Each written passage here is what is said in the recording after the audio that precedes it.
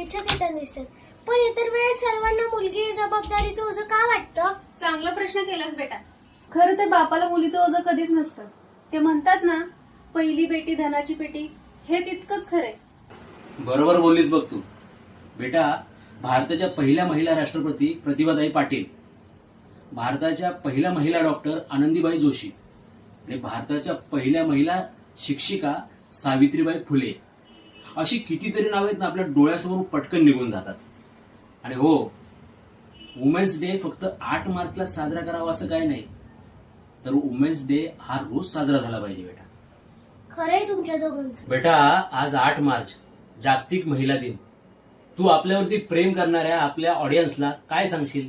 मी एकच सांगेन, वंशाला दिवा हवा, वंशाला दिवा हवा. मग पंथी का नको? तुम्हाला आई हवी, तुम्हाला बहीण हवी, तुम्हाला बायको हवी, मग एक गोंडस मुलगी का नको? मुलगी या नात्याने एक सांगते, मुलगी झाली म्हणून कपाळावर पाडू नका आटी, मुलगी झाली म्हणून कपाळावर पाडू नका आटी, कारण की तीच बनते तुमच्या म्हातारपणाची काठी. शाबास बेटा. वैकुंठाचा कारभार चालना.